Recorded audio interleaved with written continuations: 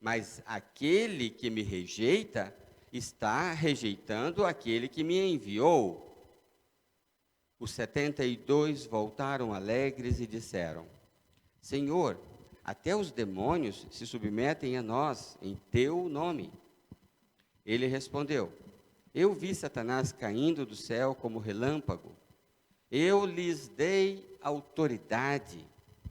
Eu lhes dei autoridade para pisarem sobre cobras e escorpiões e sobre todo o poder do inimigo. Nada lhes fará dano. Contudo, alegrem-se, não porque os espíritos se submetem a vocês, mas porque seus nomes estão escritos nos céus. Eu lhes dei autoridade. Outra vez vamos orar. Ó Deus, pedimos ao Senhor, agora que lemos a Tua palavra em congregação, mesmo estando separados, muitos de nós, que não podem estar aqui no templo, mas estamos juntos, oferecendo ao Senhor um culto, juntos, como uma família, como uma igreja, como uma congregação. E nós desejamos, nós pedimos e nós precisamos que o Teu Santo Espírito continue nos abençoando quando meditamos na Tua palavra. Assim nós oramos, ó Pai, em nome de Jesus, o nosso Salvador. Amém. Por favor, sentem-se.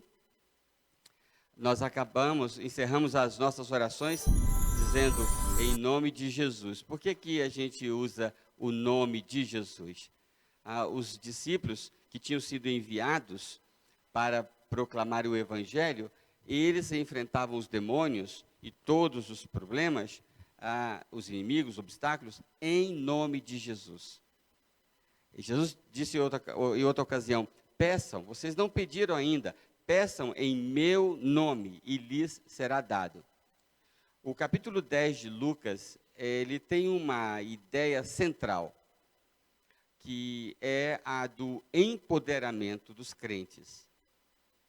O Senhor Jesus está claramente dando poder, e ele usa as palavras literalmente. Eu lhes dei poder, eu lhes dei autoridade. Algumas pessoas querem ficar com curiosidades, né? Então eu vou ficar pisando no meio de cobra, deixa eu achar onde é que tem cobra para pisar, onde é que tem escorpião para pisar. Jesus está dizendo que ele está empoderando, dando poder ao homem que crê. Ele não está dizendo que está dando poder ao homem como ser humano, mas isso também vai acontecer como consequência do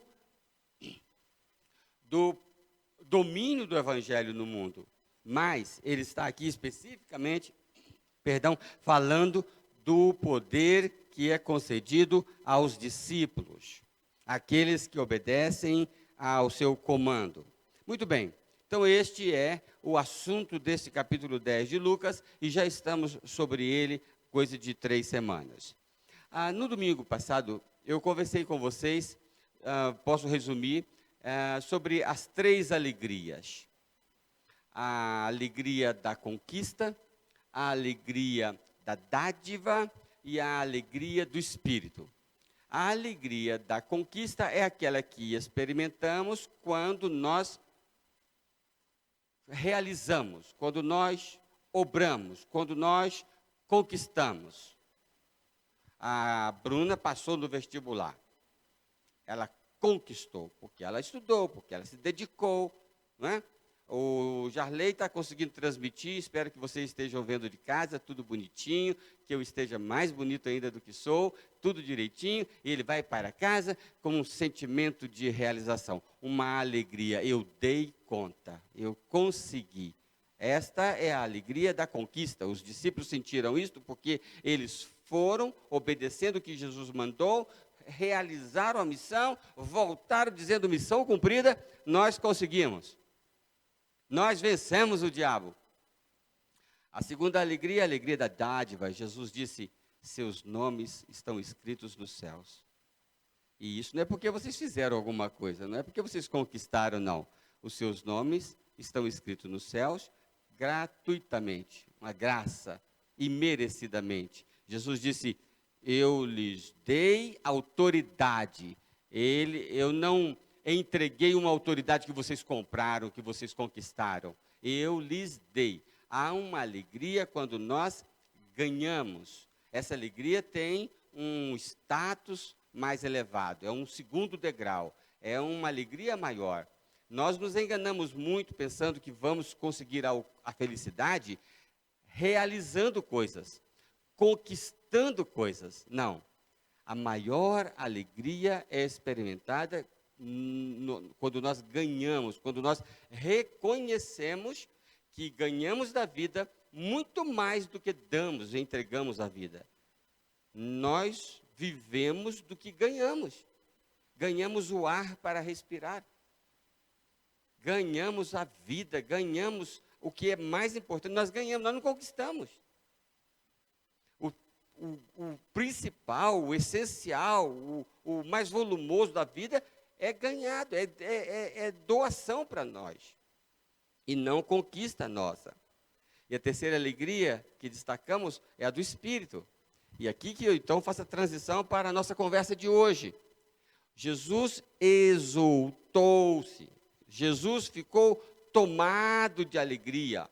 Então Jesus voltou e ficou cheio de alegria.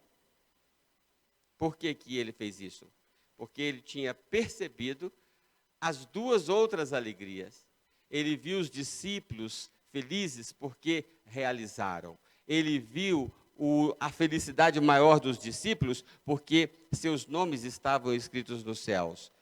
Em resumo, a alegria do Espírito é a alegria de Deus, é quando nós nos realizamos, nos contentamos, nos alegramos no empoderamento do outro, no crescimento do outro. Isso é o outro lado do egoísmo. Nós vivemos nossas vidas pensando em nós mesmos. Nós vivemos as nossas vidas querendo conquistar, querendo acumular, querendo vencer o tempo todo. E há muito disso que é nobre, que é perfeito. Mas Jesus, ele se enche de uma alegria divina quando ele percebe que outros estão felizes. Por isso, a palavra, Paulo vai dizer, alegrem-se com os que se alegram. Esse é um exercício muito desafiador. Eu me alegrar com os que estão se alegrando. Meus irmãos, está na nossa natureza. Nós temos uma resistência com quem vence. Até os pastores.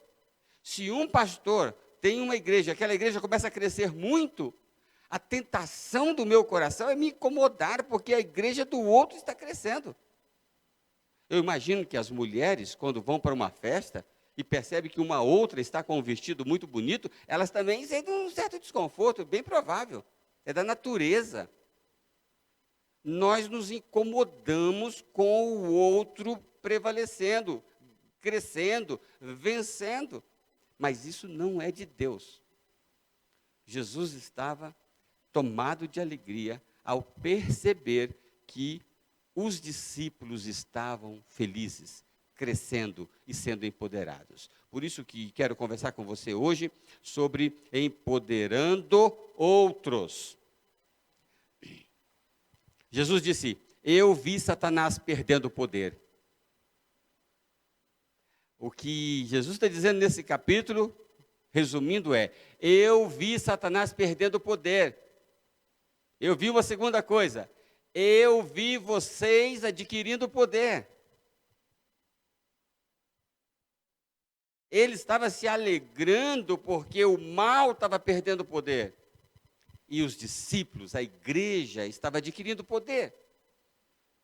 Nós devemos viver para empoderar outros. Empodere outros, estimulando o senso de comunidade, de equipe, de família. Pouca coisa, meus irmãos, enfraquece mais do que o isolamento. Quer ficar fraco? Isole-se. Afaste-se. E o que Jesus fez? O contrário. Bom, ele já disse, né? O diabo vem para matar, roubar e destruir. É a estratégia do diabo isolar, afastar, tirar o senso de comunidade, o senso de família, destruir a família, destruir a igreja, destruir a comunidade. Mas Jesus vem para empoderar esse senso de pertencer. Nosso PG, que continua funcionando, só que não presencialmente, mas continua funcionando, essa semana está se despedindo de uma família que está descendo de mudança para o Rio de Janeiro. Meus irmãos, vocês não fazem ideia do movimento que está acontecendo dentro do nosso PG. De cartinhas, de vídeos que são preparados para a família. Eu tenho certeza que a família que está descendo para o Rio está descendo com o coração apertadinho. Porque é muito difícil para alguém ficar longe do nosso PG. Meus irmãos, esse senso de pertencer não acontece na igreja de 700 membros, não. Acontece no pequeno grupo. Por isso que eu preciso estimular, e todos nós precisamos estimular, que todos estejam pertencendo a um pequeno grupo.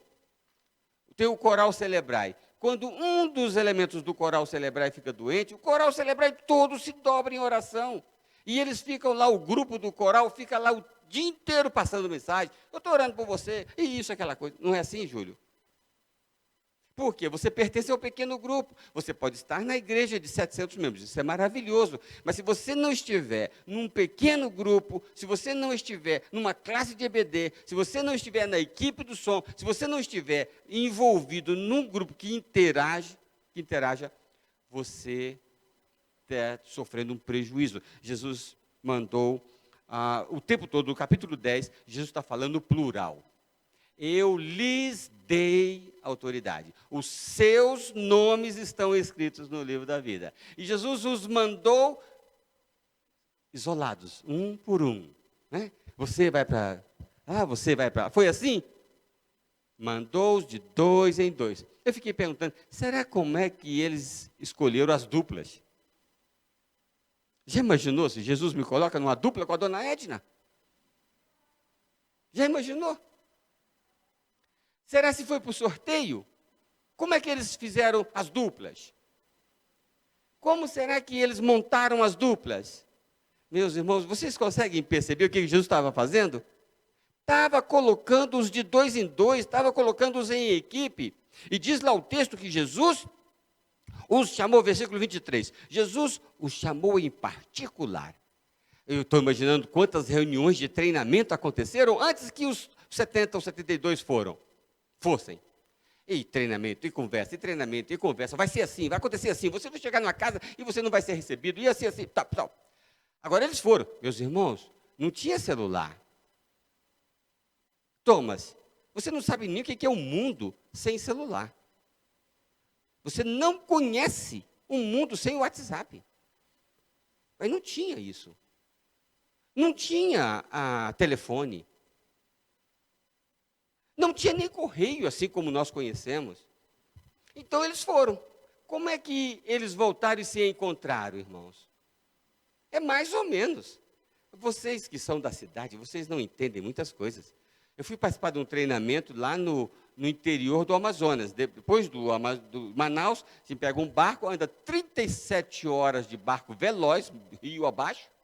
Aí a gente chega numa comunidade onde vai acontecer a reunião dos pastores, treinamento dos pastores. Aí eu cheguei lá, todo animadinho, né? E que horas que começa a reunião? Não, a gente vai jantar. E no outro dia, café, almoço, jantar, tal. E cadê a reunião? Não, talvez dá para começar quinta-feira. A ideia de tempo é completamente diferente. Então, os discípulos voltaram. Um chegou na segunda, outro chegou na quarta, outro chegou no sábado, outro chegou na outra semana. E um bocadinho juntou o grupo novamente. Vamos avaliar, então, o que aconteceu. Eles estavam... Meus irmãos, esse livro foi escrito cerca de 60 anos depois do acontecimento. Aí a gente pensa que tudo marcadinho, né? Então, dia tal, hora tal, a gente se encontra para poder avaliar. Mas Jesus estava compondo, estava organizando, estava criando aquele senso de comunidade. Então, voltem.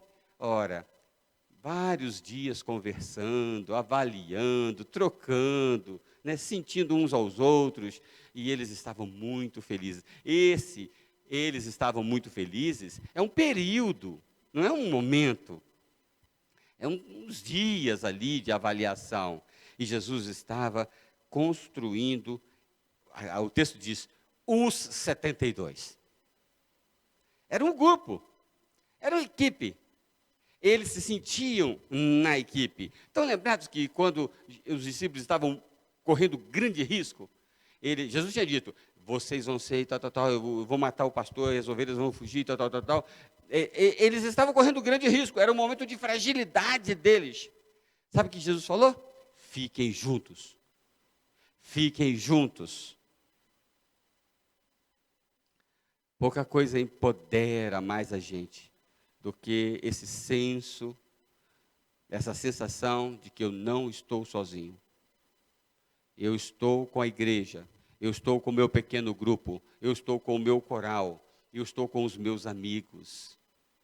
Ontem eu recebi na minha casa, para minha alegria, para minha honra, né, um amigo meu. Ele foi candidato a prefeito a uma cidade importante e ele não foi eleito.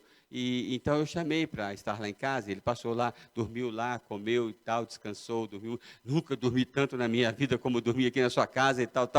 Mas eu senti que fez bem para ele. Sabe o que eu fiz? Eu não fiz nada. Eu só fui amigo. Eu só o recepcionei. Mas fez bem para ele. Sabe por quê? Porque ele sentiu que não estava sozinho. Depois de uma derrota na alegria da conquista, né? Você se sente sozinho, traído, abandonado, né? Porque não foi reconhecido. Mas aí você descobre que ainda tem amigos. Que precioso é um amigo, especialmente nos momentos que estamos nos sentindo mais enfraquecidos, não é? Então, nós empoderamos pessoas quando nós estimulamos que elas construam relacionamentos. Você conhece um irmãozinho da igreja que não tem vindo, que não tem notícia dele, liga para ele. Você precisa participar de um pequeno grupo, mesmo que seja no Zoom, no Meet, lá você tem que participar, tem que se envolver. Jesus construiu a comunidade de fé, isso empodera. Empodere outros, capacitando-os para o discipulado. Preciso desenvolver esse ponto? O capítulo todo, se você ler os primeiros 9 versículos do capítulo 10, é Jesus treinando, literalmente, detalhadamente o que fazer. Então, nós empoderamos as pessoas quando nós as capacitamos. Não foi isso que aconteceu com a equipe do som? Tinha lá uma mesa bonita e tal, mas muitos não sabiam operar aquilo. Então, a gente mandou ver tutorial e assim elas se sentem mais capacitadas. No dia 13 de dezembro, cada um de nós está sendo convocado a realizar uma live. Aí sabe o que os jovens e os adolescentes fizeram? Fizeram um tutorial para o Instagram, um tutorial para o Facebook, como fazer uma live nessas plataformas.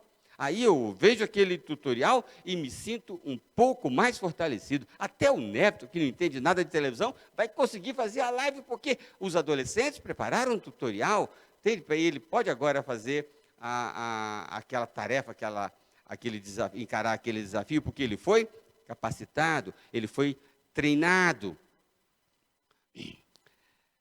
Terceiro lugar, empodere outros valorizando suas boas práticas. Aqui eu quero andar um pouco no capítulo 10. O que vai acontecer lá no capítulo 25, no versículo 25? Nós estamos no capítulo 10. Muita coisa do capítulo 10 é exclusiva de Lucas, não se encontra em outros evangelhos. O que tem no capítulo 5? Jesus conta a história do bom samaritano. Quem era o bom samaritano? Vocês já ouviram muitos sermões sobre isso, né? Era um pária, era uma pessoa sem reconhecimento, né? Quem que era o bambambam? O sacerdote, o levita, né? Os líderes, né? Mas Jesus pega, olha o que está na mente e na didática, na pedagogia de Jesus. Ele pega e diz, esse samaritano, que é uma pessoa desvalorizada, sem poder, sem reconhecimento, esse fez algo bom. Então, ele está pegando a pessoa e valorizando a sua prática. Que coisa linda você fez! Não é isso que está dizendo a parábola do bom samaritano? O que você fez é algo maravilhoso. O que você fez é algo religioso. Nós temos mania, muitas vezes, nós como evangélicos, nós temos mania de desvalorizar tudo que não tem nome de religião. Mas quanta coisa linda é feita que não tem o nome, o carimbo de Igreja Batista. Jesus está dizendo para com aquela história, ele está dizendo que aquele samaritano fez algo muito lindo, muito bonito.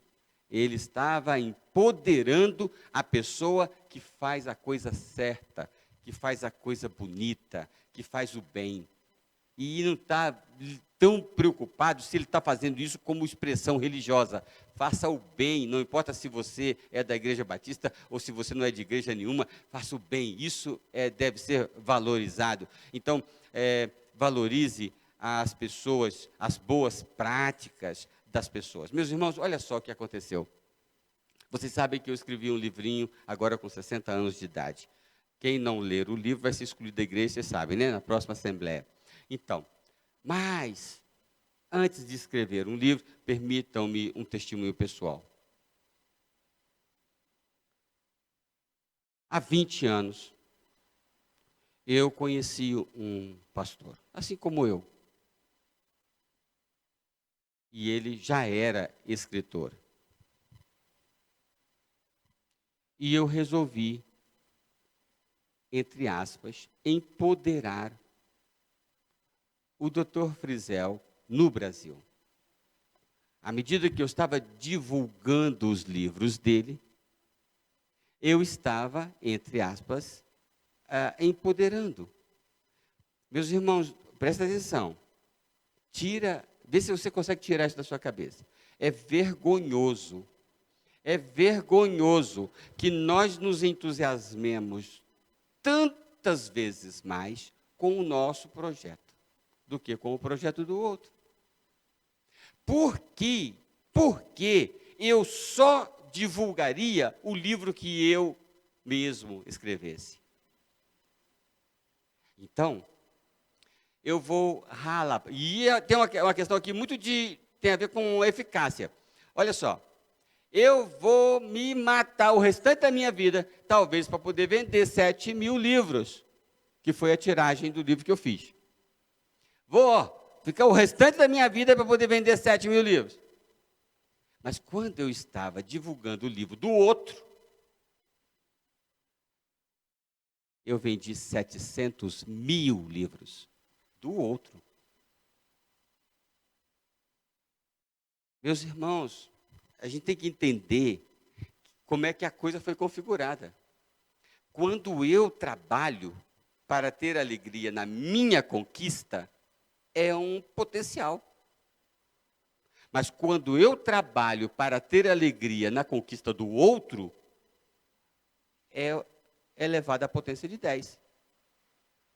Então, no caso de 100, eu vou conseguir muito mais quando eu estou trabalhando para que o outro, é isso que Jesus tentou dizer. Entre vós não será assim, ele está dizendo, entre vós a luta não vai ser para se alegrar na conquista. Entre vós, a coisa vai ser assim, vocês vão lutar para se alegrarem na conquista do outro.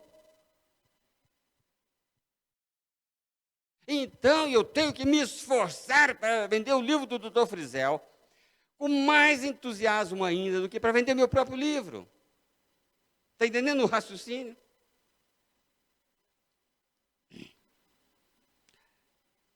Também empodere os outros valorizando as suas boas escolhas. Ah, que coisa, que decisão boa que você tomou. Onde é que eu estou tirando isso? Aí vamos andar um pouquinho. Vamos lá no versículo 38. Ainda estamos no capítulo 10. Caminhando Jesus, E os seus discípulos chegaram a um povoado onde certa mulher chamada Marta o recebeu em sua casa. Maria, sua irmã, ficou assentada aos pés de Jesus, do Senhor, ouvindo a sua palavra. Marta, porém, estava ocupada com muito serviço. E, aproximando-se dele, perguntou: Senhor, não te importas que minha irmã tenha me deixado sozinha no serviço? Disse-lhe: Dize-lhe que ele me ajude. Respondeu o Senhor: Marta, Marta, você está preocupada e inquieta com muitas coisas. Todavia, apenas uma é necessária. Maria escolheu a boa parte, e esta não lhe será tirada. Sabe o que eu fico pensando quando eu leio esse versículo? Quando Marta estava falando com Jesus, manda ela me ajudar, Senhor, manda ela me ajudar, eu estou aqui ralando sozinho. A Maria deve ter se encolhido.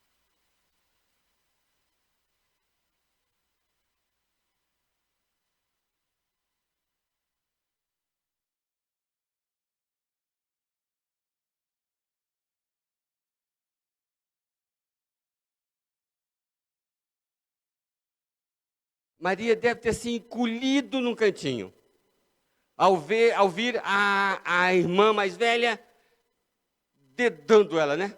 Delatando ela com o Senhor.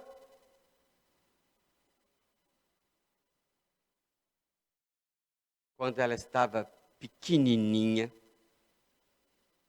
aparece o Senhor Jesus para dizendo, Maria, na verdade estava dizendo para Marta, mas o que ele estava dizendo era, Maria, você escolheu a boa parte. Ele estava empoderando Maria, porque ela tinha escolhido a coisa certa.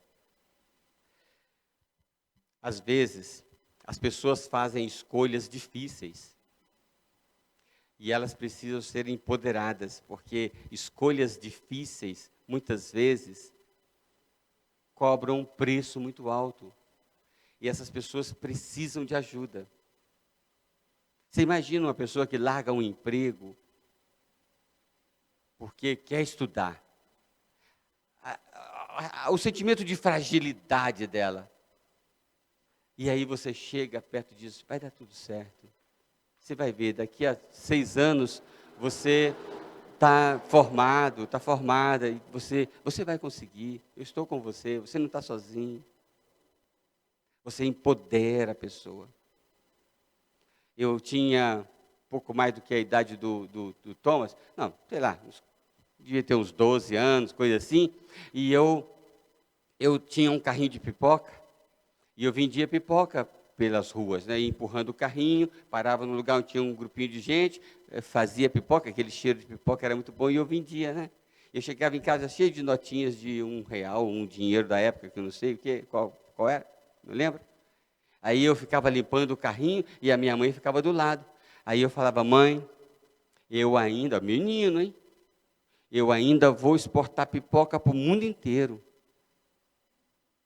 Ah, é pecado sonhar? Ah, então me deixa em paz. Sabe o que ela falava? Deixa de ser besta, menino. Você nunca consegue, você nunca vai conseguir, você é um fracassado. Vocês acham que é assim que ela falava? Não. Ela falava assim, vai mesmo, filho. E eu vou empacotar os pacotinhos para você.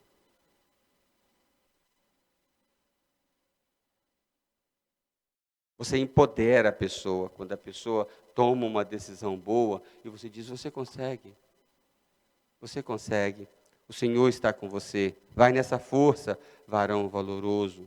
Valorize as pessoas, valorize quando elas fazem escolhas boas, não é? E olha, nesse caso de Marta e Maria, aqui está um campo muito desafiador para todos nós. Sabe onde é que talvez mais aconteça o desapoderamento, se é que existe essa palavra? Sabe onde é que acontece mais o enfraquecimento das motivações, das forças? Sabe o campo onde nós mais perdemos a força e damos água? Dentro da família. Entre os próprios irmãos. Hoje eu conversava com o pastor, eu não tenho isso na minha igreja, mas eu conversava com o pastor hoje, no trabalho de mentoria. Liguei para ele, e aí pastor, qual que é a sua maior dificuldade? Aí ele estava dizendo, a minha igreja tem 27 anos, mas não sai do lugar, pastor. Os irmãos, ele contando para mim, aqueles irmãos, eu estou aqui há 3 anos, eles não aprenderam a amar, pastor. Aí eu agradeço a Deus mais uma vez pela minha igreja, né? Sabe o que ele falou, Edemir, pastor Edemir? Aqui, a impressão que eu tenho é que os membros da minha igreja são obesos espirituais. Eles são pesados.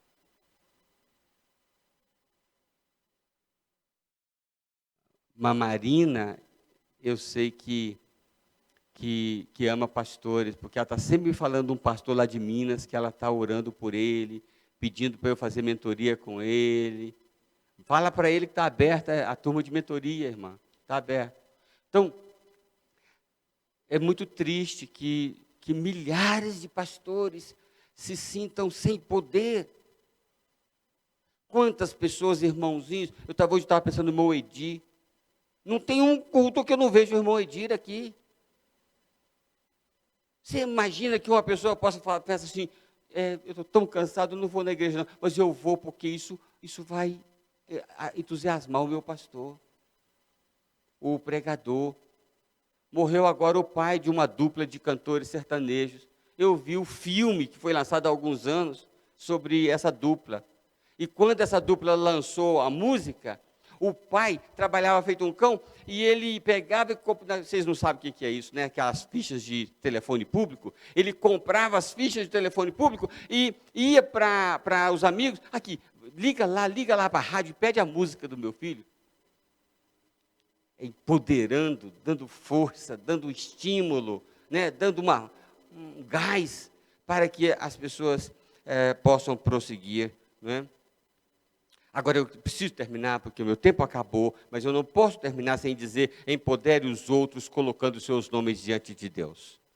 Empodere os outros colocando seus nomes diante de Deus. Lucas 10, capítulo 10, versículo 21, diz assim, Lucas 10, 21. Naquela hora, Jesus, exultando no Espírito Santo, disse, eu te louvo, Pai. Eu te louvo, Pai, Senhor do céu e da terra, porque escondeste essas coisas aos sábios e cultos e as revelastes aos pequeninos. Então Jesus estava falando ao Pai sobre os seus pequeninos, sobre os seus irmãos. A maior força que você pode dar para alguém é colocar esse alguém diante da força, diante do poder. Não tem nada que empodere mais alguém do que orar e interceder por ele. Você quer que o seu pastor seja empoderado? Coloque-o diante do Pai em oração. Você quer que o seu filho seja empoderado? Coloque-o diante de Deus em oração. Foi o que Jesus fez. Eu lhes dei autoridade, eu lhes dei poder. Sabe o que eu fiz? Eu escrevi os seus nomes nos céus. Sabe o que eu fiz? Eu coloquei seus nomes diante do Pai. Quer empoderar alguém? Coloque esse alguém diante de Deus. Se nós fôssemos continuar, nós iríamos a Mateus 6:1. Porque Mateus 6:1 tem uma coisa interessante, que é desse contexto, deste momento aqui de Lucas 10, só que Lucas não narrou isso. E eu concluo aqui citando, embora de outro evangelho, mas é o contexto de Lucas 10. Mateus 6:1 diz assim, tenham cuidado de não praticar suas obras de justiça diante dos outros para serem vistos por eles. Ou seja, a conclusão é, empodere os outros, mas empodere os outros estando atrás das cortinas,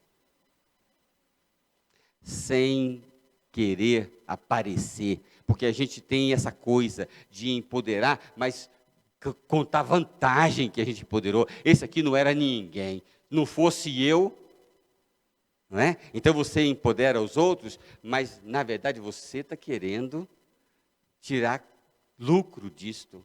Não, empodere os outros, mas faça-o silenciosamente. Faça-o no quarto com a porta fechada, façam numa palavra ao pé do ouvido, façam num comentário que você fala sobre aquela pessoa e ela nem fica sabendo. Eu posso chegar para o Júlio e falar: irmão Júlio, que hino bonito que a irmã Geice cantou. Então eu estou apoderando a irmã Geice sem ela nem saber. Faça-o não para ser visto por os outros. Finalmente, dos finalmente, então. Efésios 4, 29. Nenhuma palavra torpe sai da boca de vocês, mas apenas a que for útil para edificar os outros, conforme a necessidade, para que conceda graça aos que ouvem. O que é isto? Empoderamento. Só saia da sua boca palavra que for útil para edificar os outros, conforme a necessidade. Já imaginou se a gente falasse só o que fosse necessário? Então eu estou imaginando um discípulo sereno, sábio, que coloca uma palavra aqui, uma palavra ali, e as pessoas se sentem empoderadas por conta disso, edificadas.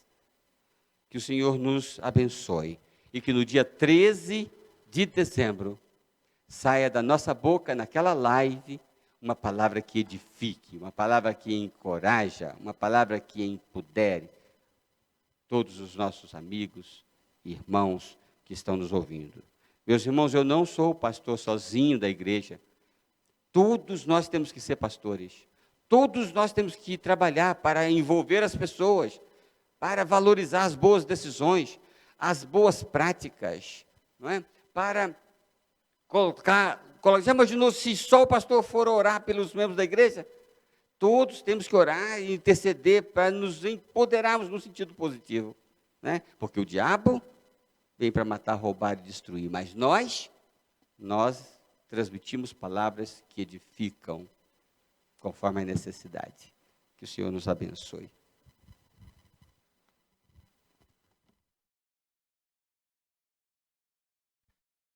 Bom estarmos aqui nesta quarta-feira, estamos finalizando o nosso culto e saindo mais cheios, revestidos, cheios dessa palavra poderosa do Senhor que acabamos de meditar e vamos continuar meditando, refletindo ao longo da semana. Um grande abraço a você que nos assiste, quero mandar um abraço para o seu João, chefe que sempre esteve aqui conosco, os nossos almoços, companheiro do Névito e tantos outros que têm nos acompanhado. E, claro, os nossos queridos membros que nos acompanham, aqueles que gostariam de estar aqui, mas não podem de fato estar aqui. Um abraço. Deus está cuidando de cada um de vocês. Vamos finalizar o nosso culto, né, através do pós-lúdio cantado. Deus cuidará de ti. Sim, Ele cuidará de todos nós. Que Deus a todos abençoe.